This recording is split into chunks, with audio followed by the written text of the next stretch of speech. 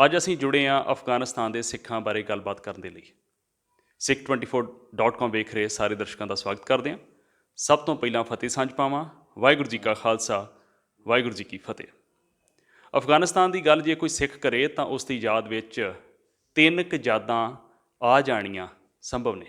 ਪ੍ਰਮੁੱਖ ਤੌਰ 'ਤੇ ਸਿੱਖੀ ਦੇ ਜਨਮਦਾਤਾ ਸ੍ਰੀ ਗੁਰੂ ਨਾਨਕ ਦੇਵ ਜੀ ਮਹਾਰਾਜ ਦੇ ਮੁਬਾਰਕ ਚਰਨ ਜਦੋਂ ਅਫਗਾਨਿਸਤਾਨ ਦੀ ਧਰਤੀ 'ਤੇ ਪਏ, ਇੱਕ ਤਾਂ ਉਸ ਉਪਰੰਤ ਜਦੋਂ ਗੁਰੂ ਕਾਲ ਤੋਂ ਬਾਅਦ ਸਿੱਖ ਰਾਜ ਦਾ ਸਮਾਂ ਆਇਆ ਤਾਂ ਸਿੱਖ ਰਾਜ ਦੀਆਂ ਜਿਹੜੀਆਂ ਧਾਕਾਂ ਨੇ ਉਹ ਕਾਬਲ ਕੰਧਾਰ ਤੱਕ ਪਈਆਂ। ਅਤੇ ਅੱਜ ਦਾ ਸਮਾਂ ਅਸੀਂ 2021 ਦੇ ਵਿੱਚ ਬੈਠੇ ਹੋਏ ਹਾਂ ਕਿ ਅਫਗਾਨਿਸਤਾਨ ਦੇ ਵਿੱਚ ਜੋ ਸਿੱਖਾਂ ਨਾਲ ਵਾਪਰਿਆ ਪਿਛਲੇ ਸਾਲ, ਇੱਕ ਬਹੁਤ ਵੱਡਾ ਹਮਲਾ ਇੱਕ ਗੁਰਦੁਆਰਾ ਸਾਹਿਬ 'ਤੇ ਹੋਇਆ ਅਤੇ 25 ਤੋਂ ਵਧੇਰੇ ਕੀਮਤੀ ਜਾਨਾਂ ਜਾਂਦੀਆਂ ਰਹੀਆਂ।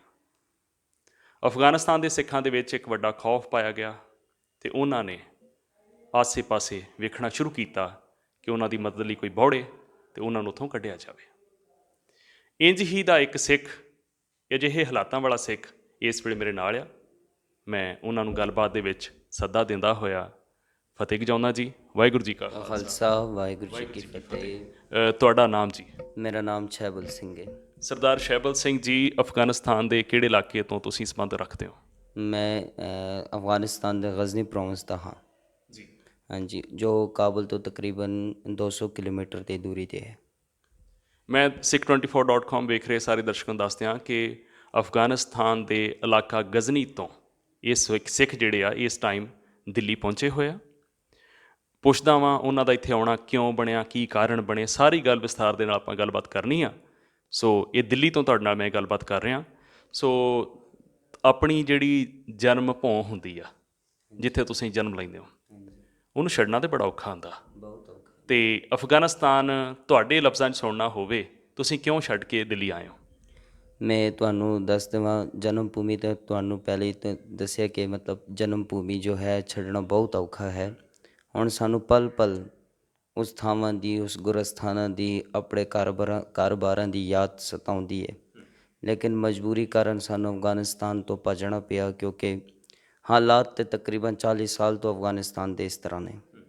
40 ਸਾਲਾਂ ਤੋਂ ਅਫਗਾਨਿਸਤਾਨ ਤੋਂ ਸਿੱਖਾਂ ਆ ਰਹੇ ਨੇ, ਲੇਕਿਨ ਜੋ ਘੱਟ ਗਿਣਤੀ ਦੇ ਅਫਗਾਨ ਸਿੱਖ ਅਫਗਾਨਿਸਤਾਨ ਵਿੱਚ ਵਸ ਰਹੇ ਸਨ, ਸਿਰਫ ਇੱਕ ਜੋ 2018 1 ਜੁਲਾਈ ਵਿੱਚ ਜਲਾਲਾਬਾਦ ਦੇ ਸ਼ਹਿਰ ਵਿੱਚ ਸਾਡੇ ਆਗੂਆਂ 'ਤੇ ਹਮਲਾ ਹੋਇਆ, ਮਤਲਬ ਬੰਬ ਧਮਾਕਾ ਹੋਇਆ, ਅਤੇ ਉਸ ਵਿੱਚ ਸਾਡੇ 13 ਆਗੂਆਂ ਨੇ ਆਪਣੇ ਪਿਆਰੀਆਂ ਜਾਨਾਂ ਨੂੰ ਕੁਰਬਾਨ ਕੀਤਾ। ਉਦੋਂ ਵੀ ਸਾਨੂੰ ਬਰਦਾਸ਼ਤ ਹੋਇਆ, ਚਲੋ ਅਸੀਂ ਵੀ ਵਾਹਿਗੁਰੂ ਦਾ ਹੁਕਮ ਪਾਣਾ ਮੰਨਿਆ।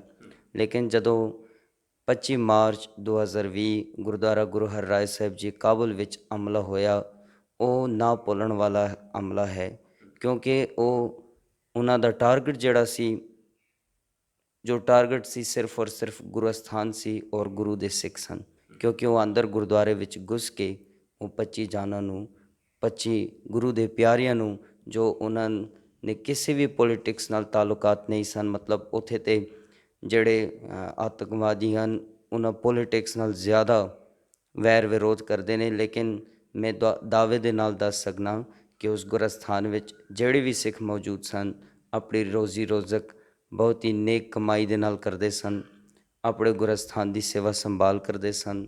ਗੁਰੂ ਕਰਕੇ ਗ੍ਰੰਥੀ, ਪ੍ਰਚਾਰਕ, ਕੀਰਤਨੀ ਸਨ, ਸੇਵਾਦਾਰ ਸਨ, ਲੇਕਿਨ ਉਹਨਾਂ ਨੂੰ ਜਾਣ ਤੋਂ ਉਹਨਾਂ ਦੀ ਜਾਨਾਂ ਲਿੱਤੀਆਂ ਗਈਆਂ, ਉਹਨਾਂ ਨੂੰ ਬਹੁਤ ਹੀ ਗੰਦੇ ਤਰੀਕੇ ਦੇ ਨਾਲ ਸ਼ਹੀਦ ਕੀਤਾ ਗਿਆ।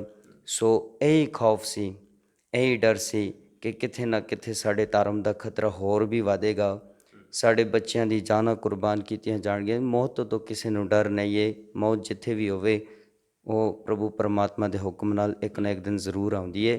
ਲੇਕਿਨ ਇਸ ਤਰ੍ਹਾਂ ਦੀ ਮੌਤ ਜੋ ਸਾਡੇ ਧਰਮ ਦਾ ਖਤਰਾ ਹੋਵੇ, ਸਾਡੇ ਗੁਰੂ ਗ੍ਰੰਥ ਸਾਹਿਬ ਮਹਾਰਾਜ ਦੀ ਬੇਅਦਬੀ ਹੋਣ ਦਾ ਖਤਰਾ ਹੋਵੇ, ਜਾਂ ਸਾਡੀ ਸਿੱਖੀ ਦਾ ਖਤਰਾ ਹੋਵੇ, ਅਸੀਂ ਇਹ ਨਾ ਚੱਲ ਸਕਦੇ ਹੋਏ ਦੇਸ਼ ਤੋਂ ਵਿਦੇਸ਼ ਆ ਗਏ ਹਾਂ। ਦਿੱਲੀ 'ਚ ਕਦੋਂ ਪਹੁੰਚੇ ਹੋ? ਅਸੀਂ ਜਿਹੜੀ ਟੀਮ ਸੀ ਸਾਡੀ ਗਜ਼ਨੀ ਵਾਸੀ ਸੰਗਤਾਂ ਅਤੇ ਕੁਝ ਸੰਗਤਾਂ ਕਾਬਲ ਤੋਂ 3 ਸਤੰਬਰ, ਉਦੋਂ ਅੱਗੇ ਵੀ 2 ਫਲਾਈਟਾਂ ਆਈਆਂ ਸਨ।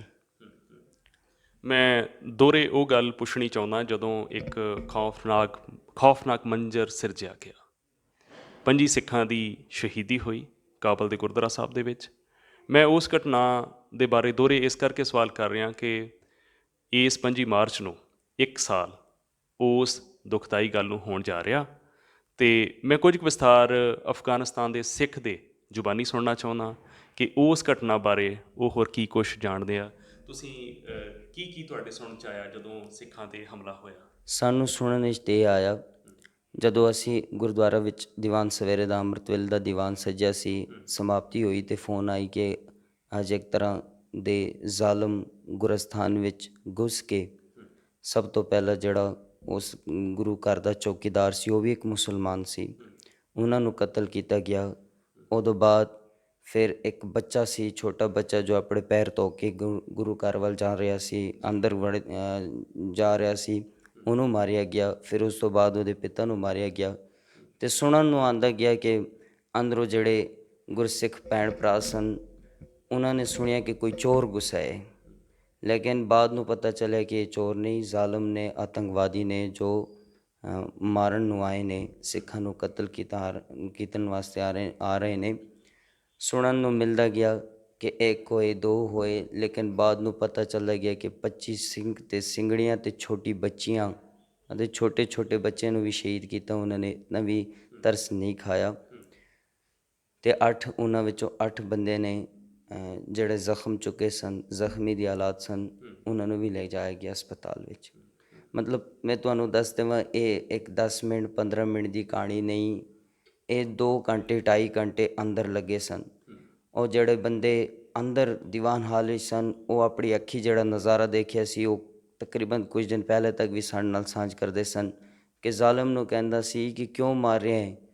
ਬੋਲਦੇ, ਤੁਸੀਂ ਕਾਫਿਰ ਹੋ, ਕਾਫਿਰ ਨੂੰ ਤਾਂ ਮਾਰਨਾ ਸਾਡਾ ਹੱਕ ਬਣਦਾ ਹੈ, ਸਾਡਾ ਫਰਜ਼ ਬਣਦਾ ਹੈ। ਉਹਨਾਂ ਨੂੰ ਬੋਲਦੇ ਮਾਰਦੇ ਸਨ, ਅਤੇ ਜਦੋਂ ਵੀ ਮਾਰਦੇ ਸਨ ਅਤੇ ਖੁਸ਼ੀ ਇਜ਼ਹਾਰ ਕਰਦੇ ਸਨ। ਕਹਿੰਦੇ ਨੇ ਇੱਕ ਇੱਕ ਸਿੱਖ ਨੂੰ ਜਦੋਂ ਗੋਲੀਆਂ ਦੇ ਨਾਲ ਮਾਰਦੇ ਸਨ ਅਤੇ ਖੁਸ਼ੀ ਇਜ਼ਹਾਰ ਕਰਕੇ ਕੁਛ ਨਾ ਕੁਛ ਇਸ ਤਰ੍ਹਾਂ ਦੀ ਬਕਵਾਸ ਗੱਲਾਂ ਕਰਕੇ ਫਿਰ ਦੂਸਰੇ ਨੂੰ ਮਾਰਦੇ ਸਨ। ਅਤੇ ਇੱਕ ਵੱਡੀ ਸ਼ਕਤੀ ਮੈਂ ਤੁਹਾਨੂੰ ਦੱਸ ਦੇਵਾਂ ਕਿ ਜਿੱਥੇ ਗੁਰੂ ਗ੍ਰੰਥ ਸਾਹਿਬ ਮਹਾਰਾਜ ਸੁਸ਼ੋਭਿਤ ਪ੍ਰਕਾਸ਼ ਸਨ, ਉਹ ਆਪਣੀ ਅੱਖੀ ਨਾਲ ਉਹ ਬੰਦਾ ਸਾਨੂੰ ਦੱਸਦਾ ਸੀ ਕਿ ਇੰਨੀਆਂ ਗੋਲੀਆਂ ਚੱਲੀਆਂ, ਲੇਕਿਨ ਗੁਰੂ ਗ੍ਰੰਥ ਸਾਹਿਬ ਮਹਾਰਾਜ ਤੋਂ ਜਿਸ ਤਰ੍ਹਾਂ ਕੋਈ ਹੱਥ ਨਾਲ ਹਟਾਉਂਦਾ ਹੋਵੇ।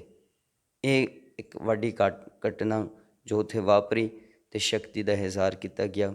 ਮੈਂ ਉਹਨੂੰ ਨਤਮਸਤਕ ਹਾਂ, ਕਿਉਂਕਿ ਗੁਰੂ ਮਹਾਰਾਜ, ਸ਼ਾਇਦ ਇਹ ਸ਼ਹਾਦਤ ਵੀ ਇੱਕ ਇਫਤਿਖਾਰ ਹੁੰਦਾ ਹੈ। ਅਸੀਂ ਤਾਂ ਸ਼ਹੀਦ ਦਾਦੇ ਅਤੇ ਪਿਤਾ ਦੇ ਕੌਮ ਹਾਂ।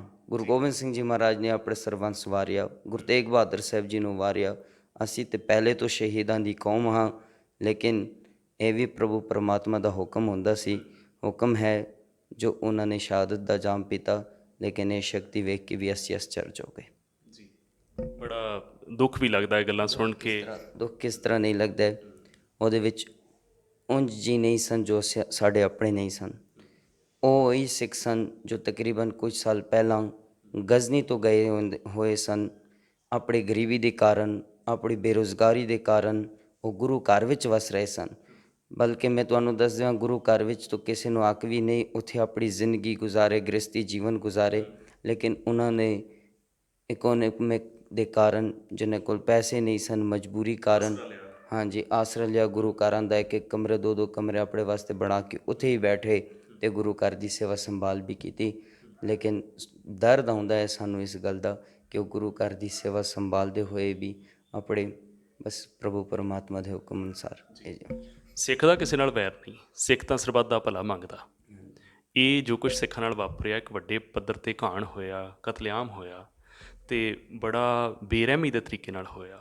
ਇਸ ਦੇ ਪਿੱਛੇ ਕੋਈ ਵੱਡੀਆਂ ਸਾਜ਼ਿਸ਼ਾਂ ਮੰਨਦੇ ਹੋ? ਮੈਂ ਤੁਹਾਨੂੰ ਦੱਸ ਦੇਵਾਂ, ਇੱਕ ਤਾਂ ਮੈਂ ਇਸ ਗੱਲ 'ਤੇ ਜਾ ਨਹੀਂ ਸਕਦਾ ਕਿਉਂਕਿ ਉੱਥੇ ਹੁਣ ਵੀ ਅਜੇ ਤੱਕ ਗੁਰੂ ਅਸਥਾਨ ਹਨ, ਸਾਡੇ ਸਿੱਖਾਂ ਹਨ, ਕਿਉਂਕਿ ਕਿਤੇ ਨਾ ਖਤਰਾ ਨਾ ਪਵੇ। ਸਿੱਖ ਤਾਂ ਇੱਕ ਫੁੱਲ ਹੈ। ਅੱਜ ਵੀ ਅੱਛੇ ਮੁਸਲਮਾਨ ਜਿਹੜੇ ਅਫਗਾਨਿਸਤਾਨ ਵਿੱਚ ਰਹਿੰਦੇ ਨੇ, ਅੱਜ ਵੀ ਸਾਡੇ ਵਾਸਤੇ ਫੋਨ ਕਰਦੇ ਨੇ ਕਿ ਤੁਸੀਂ ਇੱਕ ਫੁੱਲ ਹੋ। ਤੁਸੀਂ ਜਦੋਂ ਤੱਕ ਗਏ ਹੋ, ਸਾਡੇ ਅਫਗਾਨਿਸਤਾਨ ਦਾ ਰੰਗ ਚਲਾ ਗਿਆ ਹੈ, ਰੰਗ ਚਲਾ ਗਿਆ ਹੈ, ਸਾਨੂੰ ਬਹੁਤ ਯਾਦ ਆਉਂਦੀ ਹੈ। ਲੇਕਿਨ ਇਸ ਵਿੱਚ ਉਹ ਜਿਹੀਆਂ ਗੰਦੇ ਬੰਦੇ ਵੀ ਹਨ ਜੋ ਸਮਝਾਇਆ ਜਾਂਦਾ ਹੈ ਉਹਨਾਂ ਨੂੰ ਕਿ ਸਿੱਖ ਜਿਹੜੇ ਹਨ ਇਹ ਕਾਫਰ ਹਨ, ਅਤੇ ਬਹੁਤ ਹੀ ਉਹ ਸਮਝਦੇ ਹਨ ਕਿ ਜਿਹੜਾ ਇਸਲਾਮ ਵਿੱਚ ਨਹੀਂ ਹੁੰਦਾ ਹੈ, ਮਤਲਬ ਉਹ ਕਾਫਿਰ ਹੈ। ਤੇ ਇਹਦੇ ਕਾਰਨ ਮੈਂ ਦੱਸ ਸਕਦਾ ਕਿ ਇਸ ਤਰ੍ਹਾਂ ਸ਼ਰਾਰਤਨਾਕ ਲੋਕਾਂ ਪੰਥ ਦੋਖੀਆਂ ਦਾ ਅੱਤ ਹੋਣਾ ਹੈ, ਜਿਹਦੇ ਕਰਕੇ ਸਾਡੇ ਸਿੱਖਾਂ ਨੂੰ ਸ਼ਹੀਦ ਕੀਤਾ ਗਿਆ। ਆਮ ਤੌਰ 'ਤੇ ਜਦੋਂ ਤੁਸੀਂ ਬਾਜ਼ਾਰ 'ਚ ਵਿਚਰਦੇ ਹੋ, ਆਪਣੀ ਰੋਟੀ ਰੋਜੀ ਦਾ ਕੰਮ ਕਰਦੇ ਸੀ, ਤੇ ਉੱਥੋਂ ਦੇ ਮੁਸਲਮਾਨ ਜਿਹੜੇ ਵਸਨੀਕ ਨੇ, ਅਫਗਾਨੀ ਮੁਸਲਮਾਨ, ਉਹਨਾਂ ਦਾ ਤੁਹਾਡੇ ਨਾਲ ਰਸੂਖ ਕਿੱਦਾਂ ਦਾ ਸੀ? ਮੈਂ ਤੁਹਾਨੂੰ ਦੱਸ ਦੇਵਾਂ, ਜਿਹੜੇ ਆਸ ਪੜੋਸ ਦੇ ਲੋਕ ਸਨ, ਨਿੰਦਾ ਕਰਨਾ ਜਾਂ ਝੂਠ ਬੋਲਣਾ ਵੀ ਸਿੱਖ ਨੂੰ ਤੇ ਮਨਾਹੀ ਹੈ। ਜਿਹੜੇ ਆਸ ਪੜੋਸ ਦੇ ਲੋਕ ਸਨ, ਉਹ ਸਾਡੇ ਨਾਲ ਜਿਸ ਤਰ੍ਹਾਂ ਭੈਣ ਤੇ ਭਰਾਵਾਂ ਦਾ ਵਿਵਹਾਰ ਕਰਦੇ ਸਨ। ਜਿਹੜੇ ਬਾਹਰੋਂ ਆਉਂਦੇ ਸਨ, ਮਤਲਬ ਉਹਨਾਂ ਨੂੰ ਕੋਈ ਨੌਲੇਜ ਨਹੀਂ ਸੀ, ਉਹ ਸਾਡੇ ਨਾਲ ਵੈਰ ਕਰਦੇ ਸਨ। ਮੈਂ ਇੱਥੋਂ ਤੱਕ ਤੁਹਾਨੂੰ ਦੱਸ ਦੇਵਾਂ ਕਿ ਸਿੱਖ ਤੇ ਹਮੇਸ਼ਾ ਸੇਵਾ ਤੇ ਸਿਮਰਨ ਦਾ ਜਾਚਕ ਹੈ। ਸਿੱਖਾਂ ਨੇ ਆਪਣੇ ਘਰ, ਆਪਣੇ ਦੁਕਾਨਾਂ ਦੇ ਸਾਹਮਣੇ ਜਦੋਂ ਪਾਣੀ ਰੱਖਿਆ ਸੀ ਕਿ ਮਤਲਬ ਕੋਈ ਨਾ ਕੋਈ ਆ ਜਾਵੇ ਜਿਹਨੂੰ ਤ੍ਰੇਹ ਲੱਗੀ ਹੋਵੇ, ਉਹ ਪਾਣੀ ਪੀਵੇ। ਅਤੇ ਇੱਥੋਂ ਤੱਕ ਲੋਕ ਸਾਨੂੰ ਮਿਲੇ, ਇੱਥੋਂ ਤੱਕ ਮੁਸਲਮਾਨ ਸਾਨੂੰ ਉਸ ਤਰ੍ਹਾਂ ਦੇ ਮੁਸਲਮਾਨ ਵੀ ਮਿਲੇ ਕਿ ਬਸ ਸਰਦਾਰ ਜੀ ਤੂਨੇ ਤੇ ਸਵਾਬ ਦਾ ਕੰਮ ਕੀਤਾ ਹੈ। ਅਤੇ ਇੱਥੋਂ ਤੱਕ ਵੀ ਮੁਸਲਮਾਨ ਸਾਨੂੰ ਮਿਲਦੇ ਸਨ ਕਿ ਉਹ ਇੱਕ ਕਾਫਿਰ ਦੀ ਦੁਕਾਨ ਦੇ ਸਾਹਮਣੇ ਪਾਣੀ ਰੱਖਾ ਹੋਇਆ ਹੈ, ਹੁਣ ਕਾਫਿਰ ਦੀ ਦੁਕਾਨ ਦੇ ਸਾਹਮਣੇ ਪਾਣੀ ਪੀਣਾ ਸਾਨੂੰ ਅਲਾਉਡ ਨਹੀਂ ਹੈ, ਇਹ ਪਾਣੀ ਕਾਫਿਰ ਦੇ ਹੱਥ ਨੇ ਛੂਆ ਹੈ। ਇਹ ਸਾਰੇ ਤਰ੍ਹਾਂ ਦੇ ਰੰਗ। ਹਾਂਜੀ, ਸਾਨੂੰ ਮਿਲਦੇ। ਕਾਫਰ ਕਹਿਣ ਵਾਲੇ ਤੇ ਪ੍ਰੇਮ ਕਰਨ ਵਾਲੇ, ਉਹ ਦੋਵਾਂ ਦਾ ਫਰਕ ਕਰਨਾ ਹੋਵੇ, ਕਾਫਰ ਕਹਿਣ ਵਾਲੇ ਜ਼ਿਆਦਾ ਸਨ ਕਿ ਪ੍ਰੇਮ ਕਰਨ ਵਾਲੇ ਜ਼ਿਆਦਾ? ਹੁਣ ਤੇ ਮੈਂ ਤੁਹਾਨੂੰ ਦੱਸ ਦੇਵਾਂ, ਕਾਫਿਰ ਕਹਿਣ ਵਾਲੇ ਜ਼ਿਆਦਾ ਹੋ ਗਏ ਸਨ। ਹੁਣ ਕਾਫਿਰ ਕਹਿਣ ਵਾਲੇ ਜ਼ਿਆਦਾ ਹੋਏ ਸਨ, ਨਫ਼ਰਤ ਕਰਨ ਵਾਲੇ ਹੁਣ ਜ਼ਿਆਦਾ ਹੋਏ ਸਨ। ਇੱਥੋਂ ਤੱਕ ਮੈਂ ਤੁਹਾਨੂੰ ਦੱਸ ਦੇਵਾਂ ਕਿ ਕਈ ਮਸਜਿਦਾਂ ਵਿੱਚ ਐਲਾਨ ਕੀਤਾ ਗਿਆ ਸੀ ਕਿ ਤੁਸੀਂ ਕਾਫਰਾਂ ਤੋਂ ਕੁਝ ਸਮਾਨ ਵੀ ਨਹੀਂ ਖਰੀਦਣਾ, ਕਿਉਂਕਿ ਉਹ ਵੀ ਅਪਵਿੱਤਰ ਹਨ, ਉਹ ਸਮਾਨ ਵੀ ਅਪਵਿੱਤਰ ਹੈ ਜੋ ਤੁਸੀਂ ਕਾਫਰ ਦੀ ਦੁਕਾਨ ਤੋਂ ਲੈਂਦੇ ਹੋ। ਮਤਲਬ ਇੱਥੋਂ ਤੱਕ ਤੁਹਾਨੂੰ ਦੱਸਾਂ, ਜੋ ਉੱਥੇ ਤੇ ਜੀਨਸ ਪਹਿਨਣਾ ਵੀ ਮੁਸਲਮਾਨ ਠੀਕ ਨਹੀਂ ਸਮਝਦੇ ਨੇ, ਲੇਕਿਨ ਉੱਥੋਂ ਤੱਕ ਕਿ ਜੀਨਸ ਦਾ ਵੀ ਐਗਜ਼ਾਮਪਲ ਸਾਡੇ 'ਤੇ ਦਿੰਦੇ ਸਨ ਕਿ ਕਾਫਰਾਂ ਦੀ ਲਿਬਾਸ ਹੈ, ਤੁਸੀਂ ਮਤ ਪਹਿਨੋ। ਤੇ ਹੁਣ ਆਪਾਂ ਗੱਲ ਕਰਦੇ ਹਾਂ ਕਿ ਇਹ ਬਹੁਤ ਔਖਾ ਹੁੰਦਾ ਆਪਣੀ ਧਰਤੀ ਨੂੰ ਛੱਡ ਕੇ ਆਉਣਾ। ਗਜ਼ਨੀ ਤੋਂ ਇਹ ਦਿੱਲੀ ਆਏ ਹੋਏ ਆ ਭਾਈ ਸ਼ੈਬਲ ਸਿੰਘ ਹੁਣੀ। ਆਪਣੀ ਧਰਤੀ ਤਾਂ ਫਿਰ ਵੀ ਚੇਤੇ ਬਹੁਤ ਆਉਂਦੀ ਹੋਊਗੀ। ਬਹੁਤ ਚੇਤੇ ਆਉਂਦੀ ਹੈ। ਮੈਂ ਤੁਹਾਨੂੰ ਇੱਕ ਔਰ ਦੱਸ ਦੇਵਾਂ ਕਿ ਗਜ਼ਨੀ ਕਿਹੜਾ ਸਥਾਨ ਹੈ? ਭਾਈ ਨੰਦ ਲਾਲ ਜੀ ਦਾ ਅਸਥਾਨ। ਜੇ ਗੁਰੂ ਗੋਬਿੰਦ ਸਿੰਘ ਜੀ ਮਹਾਰਾਜ ਦੇ 52 ਕਵੀਆਂ ਤੋਂ ਸਿਰਮੌਰ ਕਵੀ ਭਾਈ ਨੰਦ ਲਾਲ ਜੀ ਹੋਏ ਨੇ, ਉਹਨਾਂ ਦੀ ਜਨਮ ਭੂਮੀ ਦਾ ਅਸਥਾਨ ਉੱਥੇ ਹੀ ਹੈ। ਅਤੇ ਗੁਰੂ ਗੋਬਿੰਦ ਸਿੰਘ ਜੀ ਮਹਾਰਾਜ ਦਾ ਪਾਵਨ ਅਸਥਾਨ ਵੀ ਉੱਥੇ ਹੀ ਹੈ। ਇੱਕ ਸਮਾਂ ਸੀ ਜੋ ਸੁਲਤਾਨ ਮਹਿਮੂਦ ਗਜ਼ਨਵੀ ਸਾਡੇ ਬਹੂ ਬੇਟੀਆਂ ਭੈਣਾਂ ਨੂੰ ਦਿੱਲੀ ਤੋਂ ਲੈ ਜਾ ਕੇ ਉੱਥੇ ਲਿਲਾਮ ਕਰਦੇ ਸਨ। ਉਹਦੇ ਤੋਂ ਸਿੱਖ ਰਾਜ ਸੀ, ਸਿੱਖਾਂ ਉਹਨਾਂ ਬੀਵੀਆਂ ਬੱਚਿਆਂ ਨੂੰ ਬਚਾਉਂਦੇ ਸਨ, ਛੁਡਾਉਂਦੇ ਸੀ। ਅਤੇ ਅੱਜ ਉਹ ਸਮਾਂ ਹੈ ਕਿ ਅਸੀਂ ਆਪਣੀ ਜਾਨਾਂ ਨੂੰ ਛੁਡਾਉਣ ਵਾਸਤੇ ਇੱਥੇ ਭੱਜ ਕੇ ਆਏ ਹਾਂ। ਇੰਨਾ ਔਖਾ ਹੋਇਆ ਸਾਡਾ ਜੀਵਨ ਗੁਜ਼ਾਰਨਾ, ਲੇਕਿਨ ਜਨਮ ਭੂਮੀ ਹੈ, ਧਰਤੀ ਹੈ, ਜਿਤਨੀ ਵੀ ਹੋਵੇ, ਲੇਕਿਨ ਸਾਡੇ ਤਕਰੀਬਨ ਸਾਡੇ ਵੱਡ ਵਡੇਰੇ, ਸਾਡੇ ਦਾਦਾ ਪਰਦਾਦਾ ਉੱਥੇ ਗੁਜ਼ਰ ਗਏ ਨੇ। ਜ਼ਰੂਰ ਯਾਦ ਆਉਂਦਾ ਹੈ, ਉਹ ਸਾਨੂੰ ਇੱਕ ਪਲ ਵੀ ਨਹੀਂ ਭੁੱਲਦਾ। ਇੱਥੇ ਮੁਹਾਵਰਾ ਵਾ ਪੰਜਾਬ ਦੇ ਵਿੱਚ, ਜਾਂ ਕਹਿ ਲਓ ਸਾਡੇ ਇਸ ਖਿੱਤੇ ਦੇ ਵਿੱਚ, ਕਿ ਟਕੇ ਦੇ ਉੱਤੇ ਜਿਹੜੀਆਂ ਹਿੰਦੂਆਂ ਦੀਆਂ ਧੀਆਂ ਭੈਣਾਂ ਨੂੰ, ਬਹੂ ਬੇਟੀਆਂ ਨੂੰ ਉੱਥੇ ਵੇਚਿਆ ਜਾਂਦਾ ਸੀ। ਉੱਥੇ ਜਿਹੜਾ ਕਿਹਾ ਜਾਂਦਾ ਕਿ ਟਕੇ ਤੇ ਗਜ਼ਨੀ ਦੇ ਬਾਜ਼ਾਰਾਂ ਦੇ ਵਿੱਚ ਵੇਚਿਆ ਗਿਆ। ਉਹ ਕੋਈ ਖਾਸ ਬਾਜ਼ਾਰ ਜਿਹੜੇ ਅੱਜ ਵੀ ਮੁਕਰਰ ਨੇ, ਅੱਜ ਮੌਜੂਦ ਨੇ? ਉਹ ਨਹੀਂ, ਉਹ ਬਾਜ਼ਾਰ ਅੱਜ ਉਜੜ ਗਿਆ ਹੈ। ਸਿਰਫ ਉੱਥੇ 2 ਮੁਨਾਰ ਨੇ ਜਿੱਥੇ ਟਕੇ ਤੇ ਸਾਡੇ, ਇਹ ਜ਼ੁਬਾਨ 'ਤੇ ਮੇਰੀ ਕਹਿਣ ਵੀ ਠੀਕ ਨਹੀਂ ਹੈ ਕਿਉਂਕਿ ਸਾਡੇ ਆਪਣੀ ਬਹੂ ਬੇਟੀਆਂ ਨੇ, ਜਿੱਥੇ ਵੇਚਿਆ ਜਾਂਦਾ ਸੀ ਅੱਜ ਉੱਥੇ 2 ਮੁਨਾਰ ਹੈ। ਸਿਰਫ ਬਾਜ਼ਾਰ ਉੱਥੇ ਉਜੜ ਗਿਆ ਹੈ। ਹਾਂਜੀ। ਉਹ ਮਨਾਰ ਕਿਸ ਤੇ ਆ? ਮੁਨਾਰ ਸੁਲਤਾਨ ਮਹਿਮੂਦ ਗਜ਼ਨਵੀ ਜਿਹੜੇ ਇੱਥੋਂ ਲੈ ਕੇ ਜਾਂਦਾ ਸੀ ਬਹੂ ਬੇਟੀਆਂ ਨੂੰ, ਉੱਥੇ ਉਹਦੇ ਨਾਂ 'ਤੇ ਪ੍ਰਸਿੱਧ ਹੈ। ਅਤੇ ਗਜ਼ਨਵੀ ਦੇ ਬਾਰੇ ਉੱਥੋਂ ਦੇ ਲੋਕਾਂ ਦੇ ਵਿੱਚ ਕਿੱਦਾਂ ਦਾ ਮਾਹੌਲ ਆ? ਉਹਨੂੰ ਕਿੱਦਾਂ ਸੋਚਦੇ, ਕਿੱਦਾਂ ਯਾਦ ਕਰਦੇ ਉਹਨੂੰ?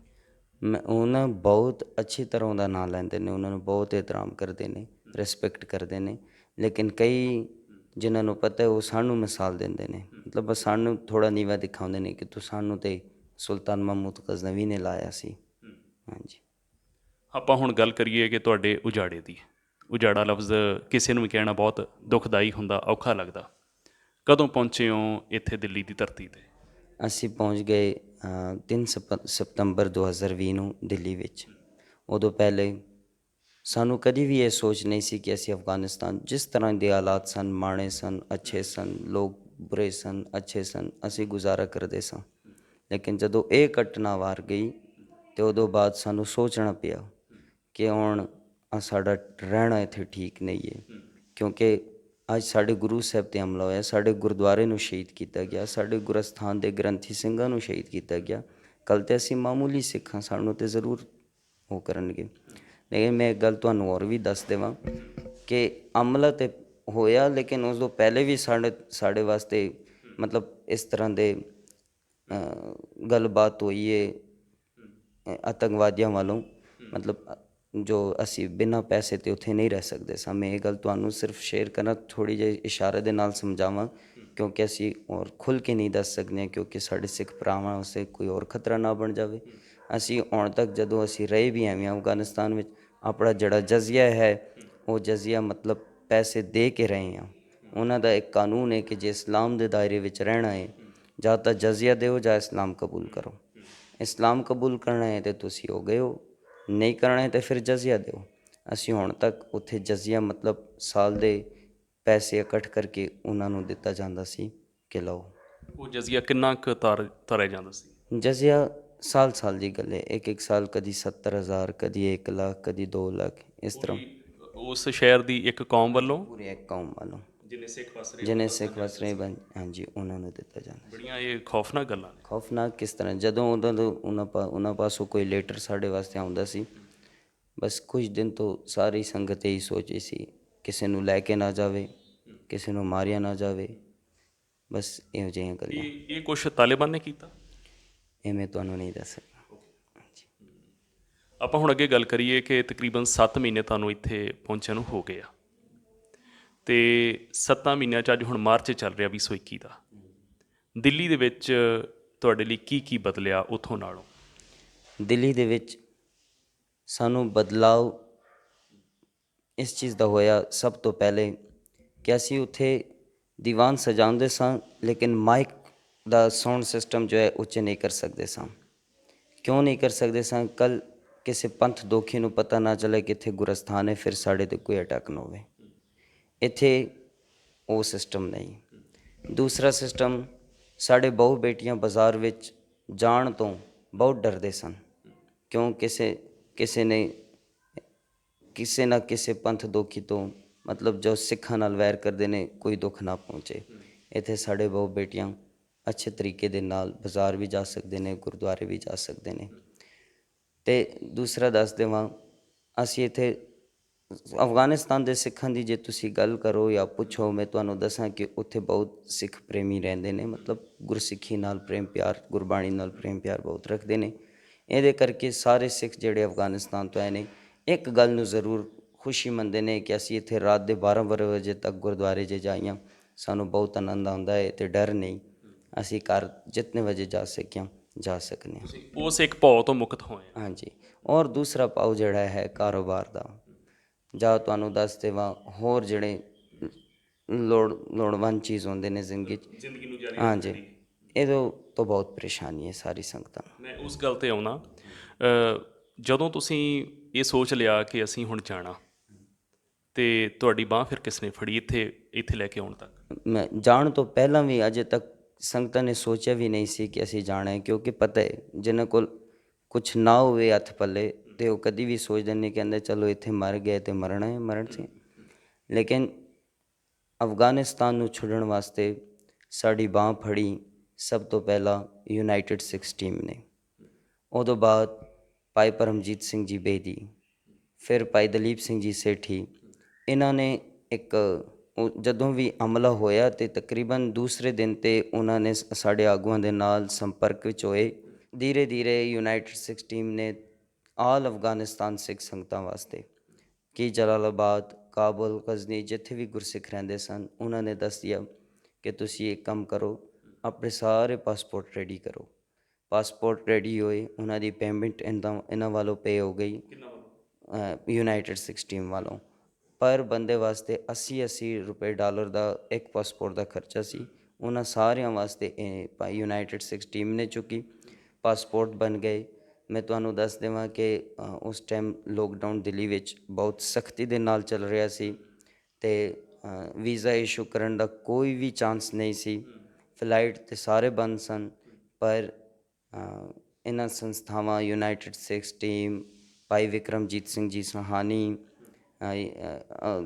ਕੈਲੀਫੋਰਨੀਆ ਤੋਂ, ਅਮਰੀਕਾ ਤੋਂ ਭਾਈ ਪਰਮਜੀਤ ਸਿੰਘ ਬੇਦੀ, ਭਾਈ ਦਲੀਪ ਸਿੰਘ ਜੀ ਸੇਠੀ, ਇਹਨਾਂ ਨੇ ਯਤਨ ਕਰਕੇ ਟਿਕਟਾਂ ਦਾ ਇੰਤਜ਼ਾਮ, ਵੀਜ਼ੇ ਦਾ ਇੰਤਜ਼ਾਮ ਅਤੇ ਫਲਾਈਟ ਦਾ ਇੰਤਜ਼ਾਮ ਕਰਕੇ ਸਾਨੂੰ 3 ਸਤੰਬਰ 2020 ਨੂੰ ਇੱਥੇ ਲਿਆਇਆ ਗਿਆ। ਮੈਂ ਉਹ ਡੇਟ ਭੁਲਾ ਚੁੱਕਿਆ। 2 ਫਲਾਈਟਾਂ ਸਾਡੇ ਤੋਂ ਪਹਿਲੇ ਵੀ ਆਏ, ਜੋ ਗੁਰਦੁਆਰਾ ਮੋਤੀ ਬਾਗ, ਗੁਰਦੁਆਰਾ ਰਕਾਬਗੰਜ ਸਾਹਿਬ ਅਤੇ ਗੁਰਦੁਆਰਾ ਬੰਗਲਾ ਸਾਹਿਬ ਵਿੱਚ ਠਹਿਰਾਇਆ ਗਿਆ।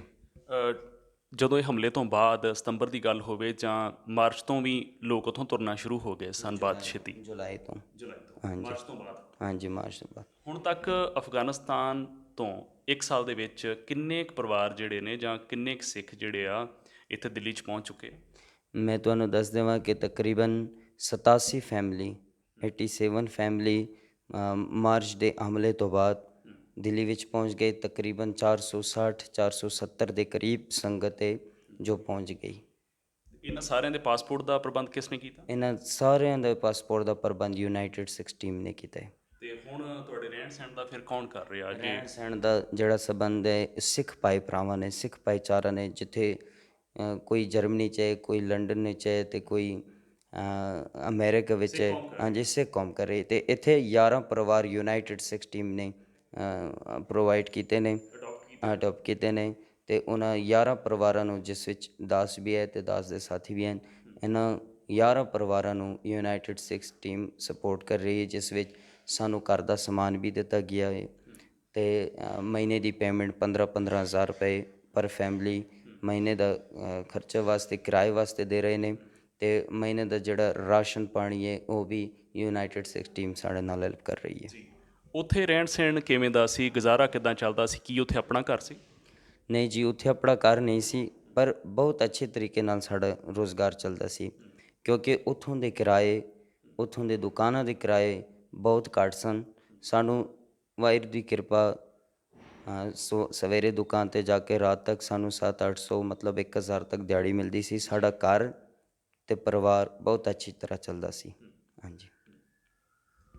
ਮੈਂ ਇੱਕ ਸਵਾਲ ਇਹਨਾਂ ਤੋਂ ਖੁੱਲ੍ਹੇ ਰੂਪ 'ਚ ਪੁੱਛਣਾ ਚਾਹੁੰਦਾ, ਕਿਉਂਕਿ ਇਹ ਜਿਹੜੀ ਗੱਲਬਾਤ ਆ ਸਾਰੀ ਸਿੱਖ ਕੌਮ ਦੇ ਤੱਕ ਜਾਣੀ ਆ ਸਾਡੀ, ਅਤੇ ਇੱਕ ਸਿੱਖ ਦੇ ਮਨ ਦੇ ਵਿੱਚ ਕੀ ਚੱਲਦਾ, ਉਹ ਸਿੱਖ ਕੌਮ ਤੋਂ ਕੀ ਆਸ ਰੱਖਦੇ ਆ, ਮੈਂ ਇਹ ਵਿਸਥਾਰ ਦੇ ਨਾਲ ਉਹਨਾਂ ਨੂੰ ਚਾਹੁੰਦਾ ਪੁੱਛਣਾ। ਬਿਨਾਂ ਰੋਕ ਟੋਕ 'ਤੇ ਤੁਹਾਡੇ ਮਨ 'ਚ ਕੀ ਚੱਲਦਾ ਕਿ ਸਿੱਖ ਕੌਮ ਤੁਹਾਡੀ ਹੋਰ ਸੋਹਣੇ ਤਰੀਕੇ ਨਾਲ ਕਿਵੇਂ ਮਦਦ ਕਰ ਸਕਦੀ ਹੈ? ਮੈਂ ਤੁਹਾਨੂੰ ਦੱਸ ਦੇਵਾਂ ਕਿ ਸਿੱਖ ਤੇ ਸਭ ਤੋਂ ਪਹਿਲਾਂ ਮੈਂ ਦੱਸਿਆ ਕਿ ਸਿੱਖ ਸੇਵਾ ਅਤੇ ਸਿਮਰਨ ਵਾਸਤੇ ਬਣਿਆ, ਸੰਤ ਅਤੇ ਸਿਪਾਹੀ ਹੈ। ਜਿਸ ਤਰ੍ਹਾਂ ਅਸੀਂ ਵੇਖਦੇ ਸਾਂ ਫੇਸਬੁੱਕ 'ਤੇ ਜਾਂ TV 'ਤੇ ਕਿ ਸਿੱਖਾਂ ਦੀਆਂ ਟੀਮਾਂ ਨੇ ਮਤਲਬ ਇਰਾਕ ਤੱਕ, ਜਿੱਥੇ ਬਹੁਤ ਲੜਾਈ ਝਗੜੇ ਚੱਲਦੇ ਨੇ, ਇਰਾਕ ਤੱਕ ਜਾ ਕੇ ਗੈਰ ਸਿੱਖਾਂ ਦੀ ਮਦਦ ਕੀਤੀ, ਬਾਂਹ ਫੜੀ। ਹੁਣ ਮੈਂ ਖੁੱਲ੍ਹੇ ਢੰਗ ਦੇ ਨਾਲ ਆਪਣੇ ਮਨ ਦੀ ਗੱਲ ਅਤੇ ਸਾਰੀ ਸੰਗਤਾਂ ਦੀ ਨੁਮਾਇੰਦਗੀ ਵਜੋਂ ਕਰਾਂ ਕਿ ਸਿੱਖੋ, ਤੁਸੀਂ ਤਾਂ ਗੈਰ ਸਿੱਖਾਂ ਦੀ ਇਸ ਤਰ੍ਹਾਂ ਦੀ ਮਦਦ ਅਤੇ ਸੇਵਾ ਕਰ ਰਹੇ ਹੋ। ਗੁਰੂ ਨਾਨਕ ਤੁਹਾਡੀ ਸੇਵਾ ਥਾਂ ਲਾਵੇ। ਹੁਣ ਤੁਹਾਡੇ ਆਪਣੇ ਭਾਈ ਭਰਾ, ਯਕੀਨ ਮਾਨੋ ਇਸ ਤਰ੍ਹਾਂ ਦੇ ਲੋਕ ਹੁਣ ਸਾਡੇ ਵਿੱਚ ਕਿ ਇੱਕ ਪੁੱਤ ਰੱਖਦੇ ਨੇ, ਛੋਟੇ ਪੁੱਤ ਰੱਖਦੇ ਨੇ, ਲੇਕਿਨ ਕੋਈ ਕੰਮ ਦਾ ਵੀ ਨਹੀਂ। ਅੱਜ ਪਰੇਸ਼ਾਨ ਹੋਣ, ਉਹ ਸੋਚ ਰਹੇ ਨੇ ਕਿ ਸਾਡੇ 'ਤੇ ਉਹ ਆਤੰਕਵਾਦੀ ਕਬੂਲ ਹੈ, ਸਾਨੂੰ ਆਤੰਕਵਾਦੀ ਕਬੂਲ ਹੈ, ਸਾਨੂੰ ਉਹਨਾਂ ਦੀ ਗੋਲੀ ਕਬੂਲ ਹੈ, ਸਾਨੂੰ ਉਹਨਾਂ ਦਾ ਮਾਈਨ ਕਬੂਲ ਹੈ, ਲੇਕਿਨ ਅਸੀਂ ਇੱਥੇ ਨਹੀਂ ਰਹਿਣਾ ਚਾਹੁੰਦੇ, ਕਿਉਂਕਿ ਇੱਥੋਂ ਦਾ ਤਰੀਕਾ, ਇੱਥੋਂ ਦਾ ਰੁਜ਼ਗਾਰ ਅਸੀਂ ਨਹੀਂ ਕਰ ਸਕਦੇ ਹਾਂ। ਅਸੀਂ ਵਾਪਸ ਜਾ ਰਹੇ ਹਾਂ। ਲੇਕਿਨ ਮੈਂ ਅਪੀਲ ਕਰਾਂ ਆਪਣੇ ਉਸ ਸਿੱਖ ਭਰਾਵਾਂ ਤੋਂ, ਸੰਸਥਾਵਾਂ ਤੋਂ, ਜਿਨ੍ਹਾਂ ਤੁਸੀਂ ਹੋਰਾਂ ਦੀ ਬਾਂਹ ਫਕੜਦੇ ਹੋ, ਹੁਣ ਸਾਡੇ 'ਤੇ ਵੀ, ਸਾਡੇ ਅਫਗਾਨ ਸਿੱਖ ਸੰਗਤਾਂ 'ਤੇ ਵੀ ਤਰਸ ਕਰਕੇ ਸਾਡੀ ਬਾਂਹ ਵੀ ਫੜੋ। ਐਸੀ ਇੱਕ ਥਾਂ 'ਤੇ ਲੈ ਕੇ ਜਾਓ ਜਿੱਥੇ ਨਾ ਸਾਡੇ ਧਰਮ ਦਾ ਖਤਰਾ ਹੋਵੇ, ਜਿੱਥੇ ਨਾ ਸਾਨੂੰ ਰੁਜ਼ਗਾਰ ਦਾ ਖਤਰਾ ਹੋਵੇ, ਜਿੱਥੇ ਨਾ ਸਾਨੂੰ ਪੜ੍ਹਾਈ ਦਾ ਖਤਰਾ ਹੋਵੇ, ਜਿੱਥੇ ਨਾ ਸਾਡੀ ਕੋਈ ਹੈਲਥ ਦਾ ਖਤਰਾ ਹੋਵੇ। ਅਸੀਂ ਆਰਾਮ ਰਹਿ ਸਕਿਆ ਅਤੇ ਸਾਡੇ ਬੱਚੇ, ਸਾਡੀ ਪੀੜ੍ਹੀਆਂ ਤੁਹਾਨੂੰ ਸਦੀਵ ਵਾਸਤੇ ਆਸ਼ੀਰਵਾਦ ਅਤੇ ਅਸੀਸਾਂ ਦੇਣ ਦੇਣ। ਮੈਂ ਕਾਫੀ ਹੱਦ ਤੱਕ ਤੁਹਾਡੀ ਗੱਲ ਸਮਝ ਚੁੱਕਾ ਕਿ ਅਫਗਾਨਿਸਤਾਨ 'ਚ ਵਸਦੇ ਸੀ ਅਤੇ ਤੁਹਾਨੂੰ ਰੋਟੀ ਰੋਜੀ ਦਾ ਮਸਲਾ ਐਡਾ ਨਹੀਂ ਸੀ, ਉੱਥੇ ਧਰਮ ਦਾ ਖਤਰਾ ਸੀ। ਇੱਥੇ ਧਰਮ ਦੀ ਕੁਝ ਹੱਦ ਤੱਕ ਤੁਸੀਂ ਗੁਰਦੁਆਰਾ ਸਾਹਿਬ ਜਾ ਸਕਦੇ ਹੋ, ਤੁਹਾਡੀਆਂ ਮਾਵਾਂ ਭੈਣਾਂ ਜਿਹੜੀਆਂ ਬਾਜ਼ਾਰਾਂ 'ਚ ਸੋਹਣੇ ਤਰੀਕੇ ਨਾਲ ਜਾ ਸਕਦੀਆਂ, ਪਰ ਇੱਥੇ ਰੋਟੀ ਰੋਜੀ ਦਾ ਮਸਲਾ, ਰੋਜ਼ੀ ਰੋਟੀ ਦਾ ਮਸਲਾ ਹੈ। ਇੱਥੋਂ ਦੇ ਤਰੀਕੇ ਬਹੁਤ ਸੌਖੇ ਨੇ। ਹਾਂਜੀ, ਇੱਥੇ ਨਹੀਂ ਕਰ ਸਕਦਾ ਬੰਦਾ ਕੁਝ। ਪਰੇਸ਼ਾਨੀ ਕੀ ਆ, ਕੋਈ ਬੋਲੀ ਦੀ ਜਾਂ ਕੋਈ ਹੋਰ? ਮੈਂ ਤੁਹਾਨੂੰ ਪਰੇਸ਼ਾਨੀ ਸਭ ਤੋਂ ਪਹਿਲਾਂ ਦੱਸਾਂ ਕਿ ਸਭ ਤੋਂ ਪਹਿਲਾਂ ਬੋਲੀ ਦੀ ਹੈ। ਸਾਡੇ ਥੋੜ੍ਹੇ ਜਿਹੇ ਉਮਰ ਤੋਂ ਉੱਚੇ ਨੇ, ਉਹ ਤਾਂ ਬਿਲਕੁਲ ਆਪਣਾ ਰਹਿਣ ਸਹਿਣ ਨਹੀਂ ਸਮਝਦੇ ਨੇ ਕਿ ਅਸੀਂ ਕਿਸ ਤਰ੍ਹਾਂ। ਤੁਸੀਂ ਤਾਂ ਬਹੁਤ ਸੋਹਣੀ ਪੰਜਾਬੀ ਬੋਲਦੇ ਹੋ। ਹਾਂਜੀ, ਕਿਉਂਕਿ ਵਾਹਿਗੁਰੂ ਦੀ ਬਖਸ਼ਿਸ਼ ਮੈਂ ਪੰਜਾਬੀ ਦਾ ਮਾਸਟਰ ਸੀ, ਫਿਰ ਵੀ ਮੈਂ ਪੰਜਾਬੀ ਠੀਕ ਨਹੀਂ ਬੋਲ ਸਕਦਾ, ਕਿਉਂਕਿ ਗੁਰਬਾਣੀ ਪੜ੍ਹਦੇ ਸਾਂ ਥੋੜ੍ਹੇ ਵਿਚਾਰ। ਬਾਕੀਆਂ ਨੂੰ ਇੰਨੀ ਨਹੀਂ ਆਉਂਦੀ ਜਿੰਨੀ ਤੁਹਾਨੂੰ ਆਉਂਦੀ ਹੈ? ਬਹੁਤ ਘੱਟ ਗਿਣਤੀਆਂ ਨੂੰ ਇਸ ਤਰ੍ਹਾਂ ਦੀ ਹੋਵੇਗੀ ਉਹਨਾਂ ਨੂੰ, ਕਿਉਂਕਿ ਅਸੀਂ ਉੱਥੇ ਫਾਰਸੀ ਅਤੇ ਪਸ਼ਤੋ ਜ਼ਿਆਦਾ ਬੋਲਦੇ ਸਾਂ। ਬਹੁਤ ਹੀ ਗੱਲਾਂ ਜਿਹੜੇ ਸਾਡੇ ਫਾਰਸੀ 'ਚ ਮਿਕਸ ਹਨ, ਪਸ਼ਤੋ 'ਚ ਮਿਕਸ ਹਨ। ਇਹ ਇੱਕ ਮਸਲਾ ਇਹ ਹੈ। ਦੂਸਰਾ ਮਸਲਾ ਇੱਥੇ ਬਜਟ ਦਾ ਮਸਲਾ ਹੈ। ਅਸੀਂ ਜਿੱਥੇ ਕੰਮ ਕਰਦੇ ਹਾਂ ਉੱਥੋਂ ਦੇ ਹਰ ਦੁਕਾਨ ਦਾ ਇੱਕ ਦੁਕਾਨ ਦਾ ਜਿਹੜਾ ਕਿਰਾਇਆ ਹੈ 80,000 ਅਤੇ 1 ਲੱਖ ਰੁਪਏ ਦਾ ਹੈ। ਸਾਡੇ ਲੋਕ ਜਦੋਂ ਇਸ ਕਿਰਾਏ ਦਾ ਸੋਚਦੇ ਨੇ ਦੰਗ ਰਹਿ ਜਾਂਦੇ ਨੇ। ਮੈਂ ਤੁਹਾਨੂੰ ਦੱਸ ਦੇਵਾਂ, ਬਿਲਕੁਲ ਹੈਰਾਨ ਹੋ ਜਾਂਦੇ ਨੇ ਕਿ ਅਸੀਂ 1 ਲੱਖ ਰੁਪਏ ਕਿਰਾਇਆ, ਮਤਲਬ 1 ਲੱਖ ਉੱਥੇ 3 ਮਹੀਨੇ ਦਾ ਖਰਚਾ ਸੀ ਸਾਡਾ, ਇੱਥੇ 1 ਮਹੀਨੇ ਦਾ ਕਿਰਾਇਆ 1 ਲੱਖ ਰੁਪਏ ਕਿਸ ਤਰ੍ਹਾਂ ਮੈਂ ਦੇ ਸਕਾਂ। ਜਦੋਂ ਜਾਂਦੇ ਨੇ ਆਪਣੇ ਉਸਤਾਦ ਨਾਲ ਬੈਠਦੇ ਨੇ, ਦੇਖਦੇ ਨੇ ਕੰਮ ਕਾਰ ਦਾ ਤਰੀਕਾ, ਕਹਿੰਦੇ ਨੇ ਅਸੀਂ ਬਿਲਕੁਲ ਇੱਥੇ ਨਹੀਂ ਕਰ ਸਕਦੇ। ਹਾਂਜੀ, ਇਹ ਦੂਸਰਾ ਕਾਰਨ। ਅਤੇ ਤੀਸਰਾ ਕਾਰਨ ਤੀਸਰਾ ਕਾਰਨ ਹੈ ਜੇ ਹੁਣ ਲੋਕਡਾਊਨ ਦਾ ਸਮਾਂ ਚੱਲ ਰਿਹਾ ਹੈ। ਉਸ ਟਾਈਮ ਥੋੜ੍ਹੀ ਨੌਕਰੀਆਂ ਮਿਲਦੇ ਸਨ, ਹੁਣ ਲੋਕ ਜਿਹੜੇ ਹਨ ਜ਼ਿਆਦਾ ਹੋ ਗਏ ਉਸ ਮਾਰਕੀਟਾਂ ਦੇ ਵਿੱਚ। ਅਤੇ ਅਸੀਂ ਜਦੋਂ ਜਾਂਦੇ ਪਹਿਲੇ ਮਤਲਬ 10-12 ਹਜ਼ਾਰ ਦੀ ਨੌਕਰੀ ਮਿਲਦੀ ਸੀ, ਹੁਣ ਨੌਕਰੀ ਜਿਹੜੀ ਹੈ 7,000 ਅਤੇ 6,000 ਅਤੇ 8,000 'ਤੇ ਪਹੁੰਚ ਗਈ ਹੈ। ਜੇ 3,000 ਰੁਪਏ ਸਾਡੇ ਆਉਣ ਜਾਣ ਦਾ ਮੈਟਰੋ ਦਾ ਕਿਰਾਇਆ ਹੁੰਦਾ ਹੈ, 5,000 'ਤੇ ਅਸੀਂ ਆਪਣੇ ਪਰਿਵਾਰ ਨੂੰ ਕਿੱਥੋਂ ਚਲਾਈਏ। ਇਹ ਵੀ ਮੈਂ ਧੰਨਵਾਦ ਕਰਾਂ ਉਸ ਸਿੱਖ ਸੰਸਥਾਵਾਂ ਦਾ ਜਿਨ੍ਹਾਂ ਨੇ ਔਖੇ ਸਮੇਂ ਵਿੱਚ ਅਫਗਾਨਿਸਤਾਨ ਦੇ ਸਿੱਖਾਂ ਦੀ ਬਾਂਹ ਫੜੀ, ਉਹਨਾਂ ਦੇ ਘਰ ਦਾ ਕਿਰਾਇਆ, ਉਹਨਾਂ ਨੂੰ ਰਾਸ਼ਨ ਪਾਣੀ ਦਿੰਦੇ ਨੇ। ਜੇ ਇਹ ਨਾ ਹੁੰਦਾ ਤਾਂ ਸ਼ਾਇਦ ਹੋਰ ਵੀ ਮੁਸ਼ਕਿਲ ਹੁੰਦਾ। ਮੈਂ ਇੱਕ ਗੱਲ ਜ਼ਰੂਰ ਦੱਸਾਂ ਇੱਥੇ ਕਿ ਸਿੱਖ ਭਿਖਾਰੀ ਨਹੀਂ ਹੈ, ਸਿੱਖ ਕਦੀ ਵੀ ਭਿੱਖ ਨਹੀਂ ਮੰਗ ਕੇ ਖਾਉਂਦਾ। ਅਤੇ ਫਿਰ ਅਫਗਾਨਿਸਤਾਨ ਦੇ ਸਿੱਖਾਂ ਦੀ ਗੱਲ ਕਰਾਂ ਮੈਂ ਤੁਹਾਡੇ ਨਾਲ, ਉਹ ਬਹੁਤ ਮਿਹਨਤੀ ਹਨ। ਹੁਣ ਵੀ ਜਿਹੜੇ ਸਿੱਖ ਆਏ ਨੇ, ਚਾਹੇ ਉਹਨਾਂ ਨੂੰ 5,000 ਮਿਲਦੀ ਹੈ, ਚਾਹੇ ਉਹਨਾਂ ਨੂੰ 6,000 ਮਿਲਦੇ ਨੇ, ਲੇਕਿਨ ਆਪਣੇ ਕੰਮ ਕਾਜ ਤੋਂ ਪਰੇ ਨਹੀਂ ਹਟੇ ਨੇ। ਭਾਵੇਂ ਉਹਨਾਂ ਦਾ ਉਸਤਾਦ ਉਹਨਾਂ ਨੂੰ ਟੋਕੇ, ਭਾਵੇਂ ਉਹਨਾਂ ਨੂੰ ਗਾਲਾਂ ਕੱਢੇ, ਜਾਂ ਭਾਵੇਂ ਉਹਨਾਂ ਨੂੰ ਬੁਰਾ ਕਹੇ, ਲੇਕਿਨ ਉਹ ਆਪਣੇ ਕੰਮ ਕਾਰ ਤੋਂ ਨਹੀਂ ਹਟਦੇ। ਕਿਉਂ ਨਹੀਂ ਹਟਦੇ? ਕਿਉਂਕਿ ਮਿਹਨਤ ਤਾਂ ਕਰਨੀ ਹੈ, ਕੰਮ ਤਾਂ ਸਿੱਖਣਾ ਹੈ। ਅੱਜ ਜਾਂ ਕੱਲ੍ਹ ਸਾਨੂੰ ਕਰਨਾ ਤਾਂ ਹੈ, ਆਪਣੇ ਬੱਚਿਆਂ ਵਾਸਤੇ ਰੋਜ਼ੀ ਰੋਟੀ ਤਾਂ ਕਮਾਉਣੀ ਹੈ। ਇਹੀ ਸੋਚ ਵਿੱਚ ਉਹ ਆਪਣੇ ਉੱਤੇ ਸਭ ਕੁਝ ਝੇਲ ਕੇ ਆਪਣੇ ਕੰਮ ਕਾਰ 'ਤੇ ਜਾਂਦੇ ਨੇ। ਘਰ ਦੇ ਵਿੱਚ ਤੁਹਾਡੇ ਛੋਟੇ ਛੋਟੇ ਬੱਚੇ ਵੀ ਹੋਣਗੇ। ਹਾਂਜੀ ਤੁਸੀਂ ਤਾਂ ਸਮਝਦੇ ਹੋ ਗੱਲ ਨੂੰ ਕਿ ਉੱਥੋਂ ਆਉਣਾ ਹੀ ਪੈਣਾ ਸੀ। ਹਾਂਜੀ। ਉਹ ਘਰ 'ਚ ਕਿੱਦਾਂ ਦੀਆਂ ਗੱਲਾਂ ਕਰਦੇ, ਵਾਪਸ ਜਾਣ ਦੀਆਂ ਗੱਲਾਂ ਕਰਦੇ? ਛੋਟੇ ਬੱਚੇ ਤਾਂ ਉਹਨਾਂ ਨੂੰ ਕੁਝ ਵੀ ਪਤਾ ਨਹੀਂ ਕਿ ਉੱਥੋਂ ਦਾ ਮਾਹੌਲ ਕਿੰਝ ਸੀ ਅਤੇ ਇੱਥੋਂ ਦਾ ਮਾਹੌਲ ਕਿੰਝ ਹੈ। ਲੇਕਿਨ ਜਿਹੜੇ ਥੋੜ੍ਹੇ ਸਿਆਣੇ ਹੋਏ ਨੇ, ਜਿਹੜੇ ਜਵਾਨ ਹੋ ਰਹੇ ਨੇ, ਉਹਨਾਂ ਅੱਜ ਵੀ ਯਾਦ ਕਰਦੇ ਨੇ ਇਹ, ਕਿਉਂਕਿ ਮਜਬੂਰੀਆਂ ਨੂੰ ਵੇਖ ਕੇ ਕਹਿੰਦੇ ਨੇ ਕਾਸ਼ ਕਿ ਨਾ ਹੁੰਦੇ ਤਾਂ ਅੱਛਾ ਹੁੰਦਾ, ਕਿਉਂਕਿ ਉੱਥੇ ਤਾਂ ਇਸ ਤਰ੍ਹਾਂ ਦਾ ਸੀ, ਇੱਥੇ ਦਾ ਇਸ ਤਰ੍ਹਾਂ ਦਾ ਹੈ। ਬਸ ਕੀ ਦੱਸਾਂ ਮੈਂ ਹੋਰ ਤਾਂ। ਜੇ ਹਾਲਾਤ ਉੱਥੇ ਚੰਗੇ ਹੋ ਜਾਣ ਜਿੱਦਾਂ ਦੇ 40 ਸਾਲ ਪਹਿਲਾਂ ਸਨ, ਵਾਪਸ ਪਰਤਣਾ ਚਾਹੋਗੇ? ਕਿਉਂ ਨਹੀਂ, ਉੱਥੇ ਸਾਡੀ ਜਨਮ ਭੂਮੀ ਹੈ। ਹਾਲਾਤ ਠੀਕ ਹੋ ਗਏ, ਲੋਕ ਠੀਕ ਹੋ ਗਏ, ਅਸੀਂ ਹੁਣ ਵੀ ਕਹਿ ਰਹੇ ਹਾਂ। ਮੈਂ ਤੁਹਾਨੂੰ ਇੱਥੋਂ ਤੱਕ ਦੱਸਿਆ ਕਿ ਕੁਝ ਫੈਮਲੀਆਂ ਤਾਂ ਇਸੇ ਹਾਲਾਤ 'ਚ ਵੀ ਕਹਿੰਦੇ ਨੇ ਅਸੀਂ ਵਾਪਸ ਜਾਣਾ, ਅਸੀਂ ਨਹੀਂ ਬੈਠਣਾ, ਕਿਉਂਕਿ ਇੱਥੋਂ ਦੇ ਸਿਸਟਮ ਅਲੱਗ ਹੀ ਨੇ, ਅਸੀਂ ਉੱਥੇ ਰਹਿਣਾ। ਜਦੋਂ ਵਾਹਿਗੁਰੂ ਨੇ ਜਦੋਂ ਕਿਰਪਾ ਕੀਤੀ ਸਾਡੇ ਗੁਰਸਥਾਨ ਨੇ, ਅਸੀਂ ਕੰਮਕਾਰ ਨੂੰ ਕੀ ਕਰੀਏ, ਕੰਮਕਾਰ ਰੋਜ਼ੀ ਰੋਜ਼ਕ ਤਾਂ ਮਿਲਦੀ ਹੈ ਜਿੱਥੇ ਵੀ, ਅਸੀਂ ਆਪਣੇ ਗੁਰਸਥਾਨਾਂ ਵਾਸਤੇ ਵੀ ਉੱਥੇ ਜਾਣਾ ਹੈ। ਹਾਂਜੀ। ਅਫਗਾਨਿਸਤਾਨ ਤੋਂ ਜੁੜੇ ਹੋ, ਦਿੱਲੀ ਦੇ ਵਿੱਚ ਵੀ ਪਰੇਸ਼ਾਨੀਆਂ ਨੇ, ਕੋਈ ਹੋਰ ਸੇਫ ਥਾਂ ਕਿੱਥੇ ਕਿੱਥੇ ਅਫਗਾਨੀ ਸਿੱਖ ਪਹੁੰਚੇ ਹੋਏ ਆ ਜਿਨ੍ਹਾਂ ਨੂੰ ਐਂ ਲੱਗਦਾ ਕਿ ਤਾਂ ਤੁਸੀਂ ਮਹਿਸੂਸ ਕਰਦੇ ਹੋ ਕਿ ਪਹੁੰਚ ਕੇ ਉੱਥੇ ਸੌਖੇ ਨੇ? ਮੈਂ ਤੁਹਾਨੂੰ ਦੱਸ ਦੇਵਾਂ, ਅਗਰ ਇੱਥੋਂ ਲੋਕ ਸੁਖੀ ਹੁੰਦੇ ਤਾਂ ਮੈਂ ਅਫਗਾਨਿਸਤਾਨ ਤੋਂ ਤਕਰੀਬਨ 20 ਸਾਲ 25 ਸਾਲ 15 ਸਾਲ ਪਹਿਲੇ ਜਿਹੜੇ ਆਏ ਸਿੱਖ ਸਨ, ਉਹਨਾਂ ਦੇ ਅੱਛੇ ਕਾਰੋਬਾਰ ਸਨ, ਉਹਨਾਂ ਨੇ ਅਫਗਾਨਿਸਤਾਨ ਤੋਂ ਛੋੜ ਕੇ ਦਿੱਲੀ ਵਿੱਚ ਆਏ। ਜੇ ਉਹਨੇ ਅੱਛੀ ਮਾਇਆ ਦੇ ਨਾਲ ਵੀ ਦਿੱਲੀ ਵਿੱਚ ਖੁਸ਼ ਨਹੀਂ ਰਹੇ, ਮਤਲਬ ਸੌਖੀ ਜ਼ਿੰਦਗੀ ਨਹੀਂ ਗੁਜ਼ਾਰ ਸਕੀ, ਉਹਨਾਂ ਨੂੰ ਬਾਹਰ ਦੇਸ਼ਾਂ ਨੂੰ ਜਾਣਾ ਪਿਆ ਅਤੇ ਉੱਥੇ ਉਹਨਾਂ ਸੇਵ ਹਨ। ਮੈਂ ਹੁਣ ਆਪਣੇ ਉਸ ਸੰਗਤਾਂ ਤੋਂ ਵੀ ਅਪੀਲ ਕਰਦਾ ਹਾਂ ਕਿ ਤੁਸੀਂ ਜਿੱਥੇ ਆਪਣੇ ਵਾਸਤੇ ਅੱਛੀ ਜ਼ਿੰਦਗੀ ਦਾ ਇੰਤਜ਼ਾਮ ਅਤੇ ਬੰਦੋਬਸਤ ਕੀਤਾ, ਹੁਣ ਤੁਸੀਂ ਇੱਕ ਸੋਚ ਵਿਚਾਰ ਕਰਕੇ ਅਫਗਾਨੀ ਸਿੱਖ ਸੰਗਤਾਂ ਵਾਸਤੇ ਵੀ ਇਸ ਤਰ੍ਹਾਂ ਦੀ ਅਮਨ ਅਤੇ ਸ਼ਾਂਤ ਜਗ੍ਹਾ ਮੁਹੱਈਆ ਕਰੋ, ਜਿਸ ਵਿੱਚ ਬਾਕੀ ਦੀ ਜ਼ਿੰਦਗੀ, ਬਾਕੀ ਦੇ ਸਵਾਸ ਜੇ ਪਰਮਾਤਮਾ ਨੇ ਦਿੱਤੇ ਹੋਣ, ਇਹਨਾਂ ਅੱਛੇ ਤਰੀਕੇ ਦੇ ਨਾਲ ਗੁਜ਼ਾਰ ਕੇ ਆਪਣਾ ਜੀਵਨ ਸਫਲ ਕਰਨ ਉੱਥੇ। ਧੰਨਵਾਦ ਤੁਹਾਡਾ ਵੀ। ਆਪ ਜੀ ਦਾ ਜਿਸ ਤਰ੍ਹਾਂ ਤੁਸੀਂ ਇਹ ਸਾਡੇ ਦੁੱਖ ਨੂੰ ਆਪਣਾ ਦੁੱਖ ਸਮਝ ਕੇ ਸੰਗਤਾਂ ਅੱਗੇ ਪੇਸ਼ ਕੀਤਾ, ਸਤਿਗੁਰ ਤੁਹਾਨੂੰ ਵੀ ਚੜ੍ਹਦੀ ਕਲਾ ਬਖਸ਼ੇ। ਅਤੇ ਔਰ ਜਿਹੜੇ ਸਿੱਖ ਸੰਸਥਾਵਾਂ ਅਫਗਾਨਿਸਤਾਨ ਦੀ ਸਿੱਖ ਸੰਗਤਾਂ ਵਾਸਤੇ ਸੇਵਾ ਕਰ ਰਹੀ, ਉਹਨਾਂ ਦਾ ਵੀ ਧੰਨਵਾਦ। ਯੂਨਾਈਟਿਡ ਸਿੱਖ ਟੀਮ ਦਾ ਵੀ ਧੰਨਵਾਦ, ਜਿਨ੍ਹਾਂ ਨੇ ਸਾਡਾ ਦੁੱਖ ਨੂੰ ਆਪਣਾ ਦੁੱਖ ਸਮਝ ਕੇ ਆਪਣੀ ਗਲਵਟਣੀ ਨਾਲ ਲਾ ਕੇ ਸਾਡੇ ਨਾਲ ਹੈਲਪ ਕਰ ਰਹੇ ਨੇ। ਵਾਹਿਗੁਰੂ ਇਸੇ ਤਰ੍ਹਾਂ ਇਹਨਾਂ ਨੂੰ ਚੜ੍ਹਦੀ ਕਲਾ ਵਾਲਾ ਜੀਵਨ ਬਖਸ਼ੇ। ਸੋ ਇਹ ਜਿਹੜੀ ਗੱਲਬਾਤ ਆ Sikh24.com ਦੇ ਰਾਹੀਂ ਭਾਈ ਸ਼ੈਬਲ ਸਿੰਘ ਉਹਨਾਂ ਨਾਲ ਕੀਤੀ, ਜਿਹੜੇ ਅਫਗਾਨਿਸਤਾਨ ਤੋਂ ਉੱਜੜ ਲਫ਼ਜ਼ ਵਰਤਣਾ ਬੜਾ ਔਖਾ ਲੱਗਦਾ, ਪਰ ਇਹ ਵਾਕਈ ਉੱਜੜ ਕੇ ਆਏ ਆ। ਇਹਨਾਂ ਨੂੰ ਆਪਣੀ ਜਨਮ ਪੌਂ ਛੱਡਣੀ ਪਈ। ਦਿੱਲੀ ਦੇ ਵਿੱਚ ਵੀ ਜਿਹੜੇ ਹਾਲਾਤਾਂ 'ਚ ਰਹਿ ਰਹੇ, ਉਹਨਾਂ ਨੇ ਇਹ ਕਿਹਾ ਕਿ ਇੱਕ ਤਾਂ ਬੋਲੀ ਦਾ ਬੜਾ ਮਸਲਾ, ਅਤੇ ਉਹ ਇੱਥੇ ਵੀ ਆਪਣਾ ਭਵਿੱਖ ਬਹੁਤਾ ਸੁਰੱਖਿਅਤ ਨਹੀਂ ਮੰਨਦੇ। ਬੇਸ਼ੱਕ ਯੂਨਾਈਟਿਡ ਸਿੱਖਸ ਨੇ ਇਹਨਾਂ ਸਾਰੇ ਸਿੱਖਾਂ ਦੇ ਜਿਹੜੇ ਵੀ ਸਿੱਖ ਮਾਰਚ 2020 ਦੇ ਹੋਏ ਹਮਲੇ ਤੋਂ ਬਾਅਦ, ਜਿਹੜਾ ਕਾਬਲ ਦੇ ਇੱਕ ਗੁਰਦੁਆਰਾ ਸਾਹਿਬ 'ਤੇ ਹੋਇਆ, 25 ਸਿੱਖਾਂ ਦੀ ਉੱਥੇ ਸ਼ਹਾਦਤ ਹੋਈ, ਉਸ ਤੋਂ ਬਾਅਦ ਦੁਨੀਆ ਭਰ ਦੇ ਸਿੱਖਾਂ ਦਾ ਧਿਆਨ ਇਸ ਗੱਲ 'ਤੇ ਪਿਆ, ਅਤੇ ਯੂਨਾਈਟਿਡ ਸਿੱਖਸ ਨੇ ਸਾਰੇ ਸਿੱਖਾਂ ਨੂੰ ਉੱਥੋਂ ਪਾਸਪੋਰਟ ਬਣਵਾ ਕੇ ਅਤੇ ਇੱਥੇ ਦਿੱਲੀ ਦੇ ਵਿੱਚ ਲਿਆਂਦਾ। ਇਸ ਤੋਂ ਇਲਾਵਾ ਇਹਨਾਂ ਨੇ ਅਮਰੀਕਾ ਦੇ 2 ਹੋਰ ਸਿੱਖਾਂ ਦਾ ਨਾਮ ਵੀ ਲਿਆ, ਜਿਨ੍ਹਾਂ ਨੇ ਇਹਨਾਂ ਪਰਿਵਾਰਾਂ ਦੀ ਮਦਦ ਜਿਹੜੀ ਕੀਤੀ ਅਤੇ ਲਗਾਤਾਰ ਕਰ ਵੀ ਰਹੇ ਆ।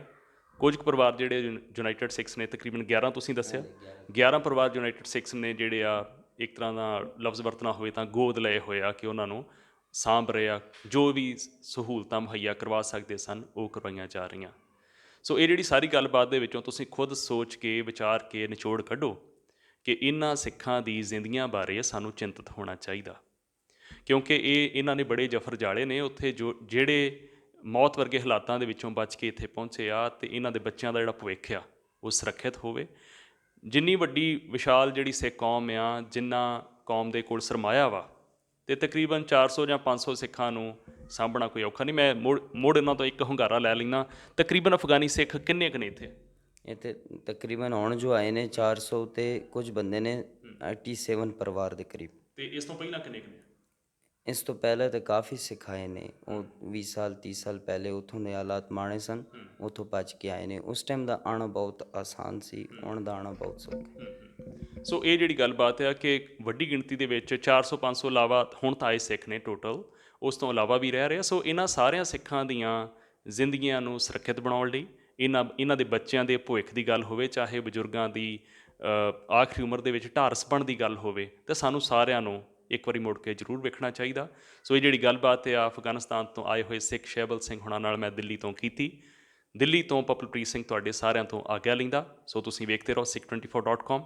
ਵਾਹਿਗੁਰੂ ਜੀ ਕਾ ਖਾਲਸਾ, ਵਾਹਿਗੁਰੂ ਜੀ ਕੀ ਫਤਿਹ।